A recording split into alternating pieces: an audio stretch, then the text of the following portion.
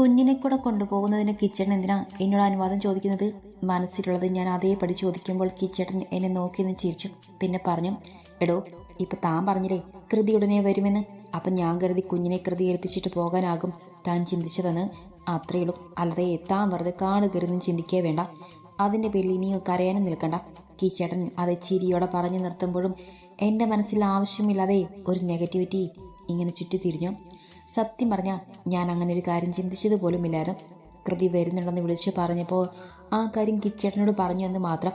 അല്ലാതെ കുഞ്ഞു അവയെ കൃതി ഏൽപ്പിച്ച് ഞങ്ങൾ രണ്ടാളും മാത്രം യാത്ര പോകണമെന്നൊരു കാര്യം എൻ്റെ മനസ്സിൻ്റെ കോണിൽ പോലും വന്നിട്ടില്ലാത്ത കാര്യമാണ്. അല്ലെങ്കിലും ചില സമയത്ത് കിച്ചേട്ടൻ്റെ സ്വഭാവം എങ്ങനെയാണ്, നമ്മൾ മനസ്സിൽ പോലും വിചാരിക്കാത്തത് അങ്ങ് പറഞ്ഞു കളയും. അത് കേൾക്കുമ്പോൾ നമ്മുടെ ഉള്ളിലുണ്ടാകുന്ന സങ്കടമൊന്നും ആൾക്ക് മനസ്സിലാവുകയില്ല. മറ്റാരും എന്നെ വേദനിപ്പിക്കുന്നത് കിച്ചേട്ടന് സഹിക്കില്ല. പക്ഷെ പലപ്പോഴും അറിഞ്ഞോ അറിയാതെ കിച്ചേട്ടൻ എന്നെ വേദനിപ്പിക്കാറുണ്ട്. ഒരു കുഞ്ഞൂസ് എന്താ ആലോചിച്ച് കൂട്ടുന്നത്? കുഞ്ഞു അവയെ കൊണ്ടുപോകാൻ വൈകിൽ കൃതി ഏൽപ്പിച്ചിട്ട് നമുക്ക് പോകാനേ. താൻ ടെൻഷൻ അടിക്കണ്ട. കിച്ചേട്ടൻ പറഞ്ഞു നിർത്തുമ്പോൾ എനിക്കെന്നെ നിയന്ത്രണം വിട്ടുപോയതും. ദേ, ഒരു കാര്യം ഞാൻ പറഞ്ഞേക്കാം. ഞാൻ എൻ്റെ മനസ്സിൽ പോലും ചിന്തിക്കാത്ത കാര്യം പറഞ്ഞ് എന്നെ ക്രോശിക്കാൻ നിന്നാലുണ്ടല്ലോ, എല്ലാം ഇട്ടെറിഞ്ഞിട്ട് എങ്ങോട്ടെങ്കിലും ഇറങ്ങിപ്പോയി ഞാൻ. ക്ഷമിക്കുന്നതിനൊരു പരിധിയില്ലേ? കിച്ചേട്ടൻ ഓരോന്നും മനസ്സിൽ വിചാരിക്കുക, എന്നിട്ട് അതൊക്കെ എൻ്റെ തലയിലങ്ങ് ചാർത്തി തരിക. ഇനി അത് പറ്റില്ല. കുഞ്ഞുവാവി കൃതി ഏൽപ്പിച്ച് പോകണമെന്ന് മനസ്സിൽ പോലും വിചാരിച്ചിട്ടില്ല ഞാൻ. കൃതി വിളിച്ചു പറഞ്ഞത് വന്ന് കിച്ചേട്ടനോട് പറഞ്ഞതേ ഉള്ളൂ. അതിനിങ്ങനെ ഓരോന്നും ചിന്തിച്ചു കൂട്ടി എന്നെ കുറ്റക്കാരിയാക്കാൻ നോക്കരുത്. എന്നെ വെറും ഒരു രണ്ടാനമ്മയാക്കാനാണ് കിച്ചേട്ടൻ ശ്രമിക്കുന്നത്. ഇതിനു മുൻപും എന്നിങ്ങനെ ഓരോന്നും പറഞ്ഞ് നോവിച്ചിട്ടുണ്ട്. അന്ന് ഞാൻ പ്രതികരിക്കാൻ ശ്രമിക്കാതിരുന്നത് ഒന്നാമതെ മനസ്സ് നൊന്തിരിക്കുന്ന കിച്ചേട്ടനെ ഞാൻ കൂടെ നോവിക്കണമെന്ന് കരുതിയിട്ടാണ്. പക്ഷെ കിച്ചേട്ടൻ അന്നും ഇന്നും എന്നെ വേദനിപ്പിക്കുകയാണ്. കിച്ചേട്ടൻ എന്താണ് കരുതുന്നത്? കിച്ചേട്ടൻ്റെ കുഞ്ഞിനെ ഗർഭം ധരിച്ചപ്പോഴേക്കും ഞാൻ എൻ്റെ കുഞ്ഞുവാവയെ ദ്രോഹിക്കാൻ തുടങ്ങുമെന്നോ? അതോ കുഞ്ഞുവാവയെ കിച്ചേട്ടനിൽ നിന്നും എന്നിൽ നിന്നും അകറ്റി നിർത്താൻ ഞാൻ നോക്കുമെന്നോ? പറയേ, എന്താ കിച്ചേട്ടൻ്റെ മനസ്സിലത്? അതോ ഇനി തുമ്പിച്ചേച്ചിയെ പോലെ ഞാനും കിച്ചേട്ടനെയും കുഞ്ഞുവാവയും ഇട്ടേച്ചു പോകുമെന്നോ? പറയുക ചേട്ടാ, എന്നെ സംശയമാണോ നിങ്ങൾക്ക്? കിതപ്പോടെ അത്രയും പറഞ്ഞു നിർത്തുമ്പോൾ കിച്ചേട്ടൻ നിറഞ്ഞ മെഴികളോട് കൂടി എന്നെ ഒന്ന് നോക്കി. പിന്നെ കുഞ്ഞുവാവയെ ബെഡിലേക്ക് ഇരുത്തിയിട്ട് എൻ്റെ അരികിലേക്ക് വന്ന് നിരത്ത് മുട്ടുകുത്തിയിരുന്നുകൊണ്ട് എൻ്റെ കാൽപാദങ്ങളിൽ പിടിമുറുക്കി. ഞാൻ എൻ്റെ കാലുകൾ പിന്നിലേക്ക് വലിക്കാൻ ശ്രമിച്ചെങ്കിലും കിച്ചേട്ടൻ്റെ പിടിവിട്ടില്ല. എനിക്കാകെ സങ്കടം തോന്നി. ഞാൻ പറഞ്ഞു പോയത് എല്ലാം കുറച്ച് കൂടിപ്പോയോ? കിച്ചേട്ടൻ അണയുടെ ചലിക്കാതെ അങ്ങനെ തന്നെ ഇരിക്കുകയാണ്. ഞാൻ ഇരു കൈകൾ കൊണ്ടും എൻ്റെ കാലുകളിലുള്ള കിച്ചേട്ടൻ്റെ കൈകളെ വിടുവിക്കാൻ ഒരു പാഴ്ശ്രമം നടത്തി. കിച്ചേട്ടൻ്റെ കണ്ണുനീർ എൻ്റെ പാദങ്ങളെ നനച്ചുകൊണ്ടിരുന്നു. അപ്പോഴേക്കും കുഞ്ഞുവാവ നീങ്ങി നീങ്ങി എൻ്റെ അരികിലേക്ക് വന്നിരുന്നു. ഞാൻ കുഞ്ഞുവാവ എടുത്ത് നെഞ്ചോട് ചേർത്ത് പിടിച്ചു. ആ നേരത്താണ് പുറത്ത് കോളിംഗ് ബെൽ മുഴങ്ങിയത്. പെട്ടെന്ന് കിച്ചേട്ടൻ എൻ്റെ കാലുള്ള പിടിവിട്ട് എഴുന്നേറ്റ് നിന്നു.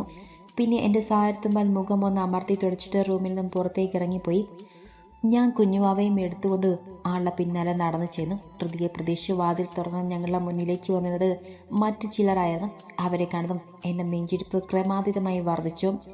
ശ്രീദേവി ആൻറ്റിയും ഡോക്ടർ രുദ്രാത്മികയും എന്നെ കണ്ട ഭാവം പോലും നടിക്കാതെ കിച്ചേട്ടനെ നോക്കി ചിരിച്ചുകൊണ്ട് അകത്തേക്ക് കയറി വന്നു.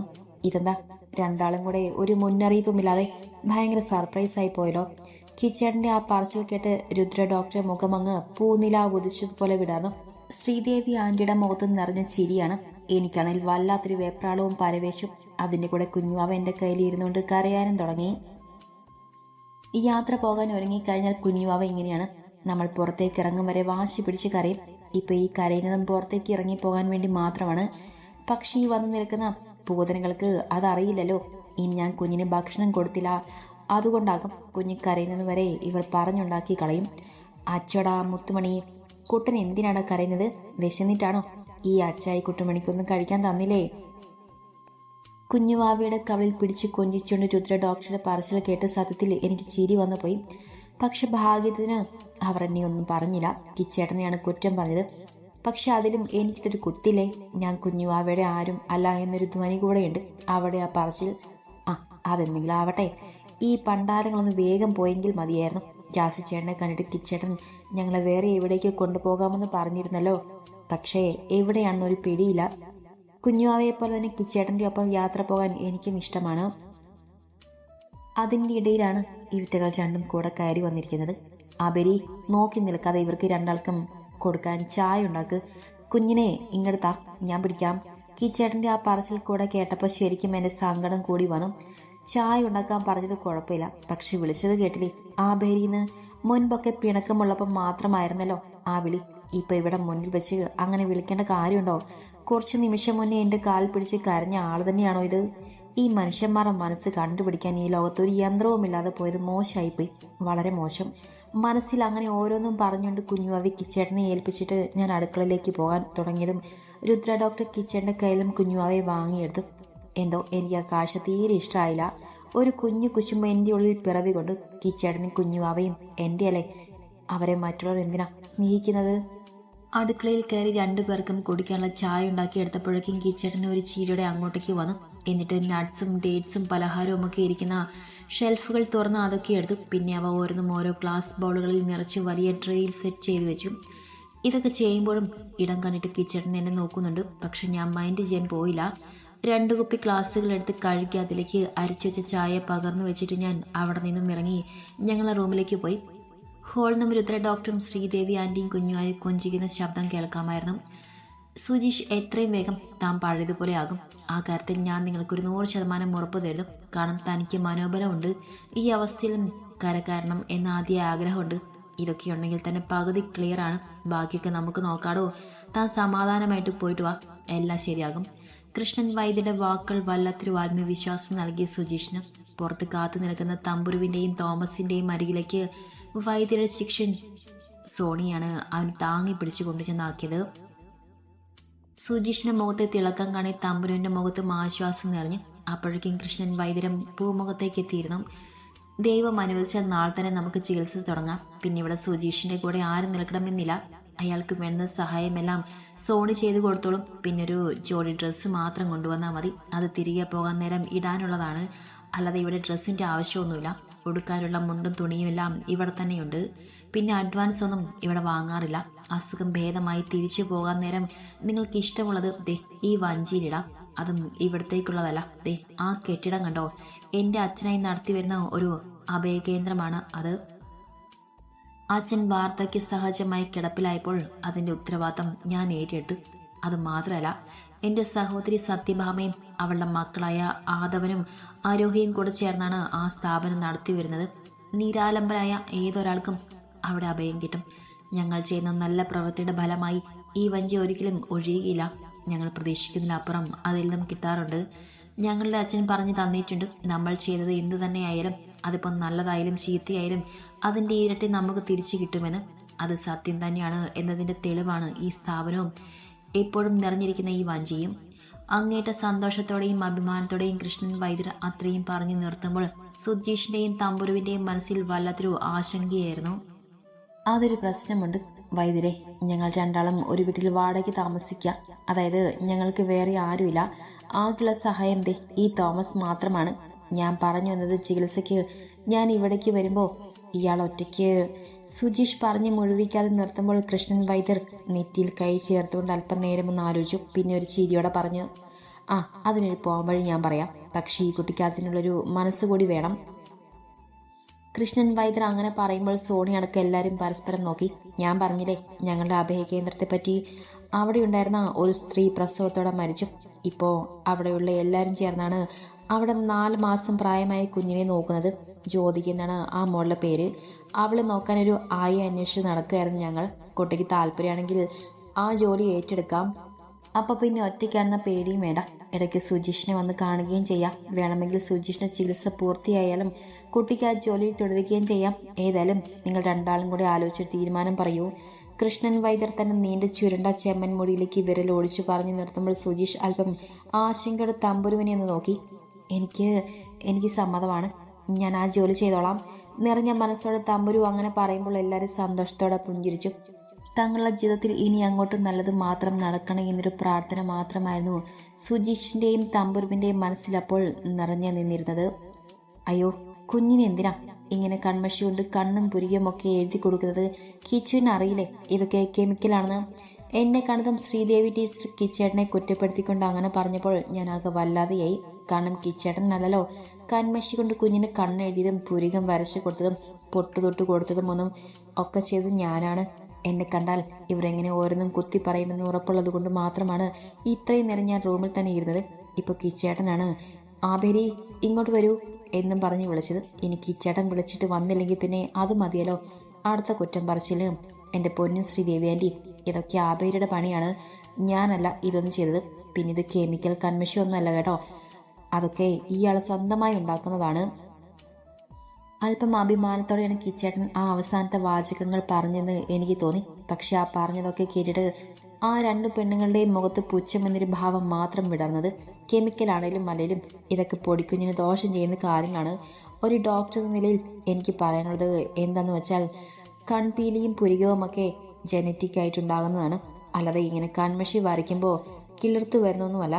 പിന്നെ നാട്ടിൻ പുറത്ത് ജനിച്ച് വളർന്നവർക്കൊന്നും ഇതൊന്നും പറഞ്ഞാൽ മനസ്സിലാവില്ല.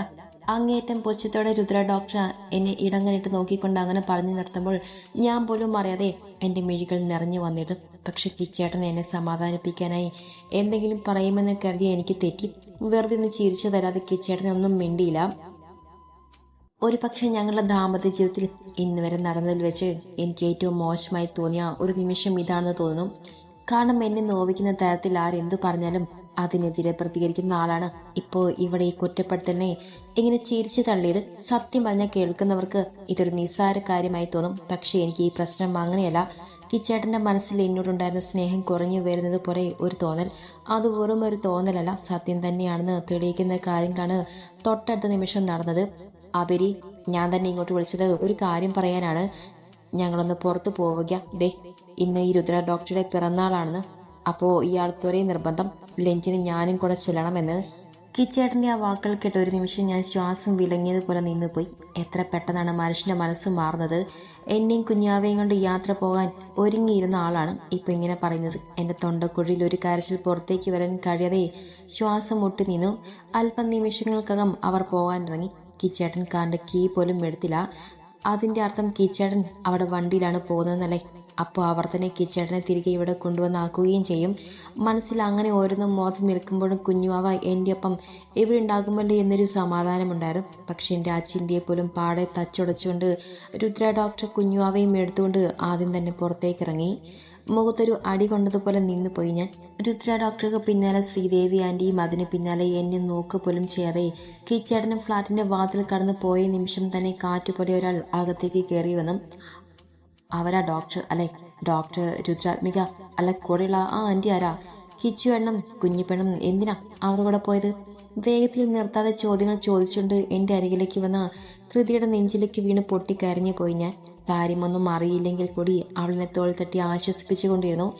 മനസ്സിൽ ഉരുണ്ടുകൂടിയ ഭാരമെല്ലാം മെല്ലെ എന്നെ വിട്ടു പോകുന്നത് പോലെ തോന്നി. വാ, അങ്ങോട്ട് ഇരിക്കാം നമുക്ക്.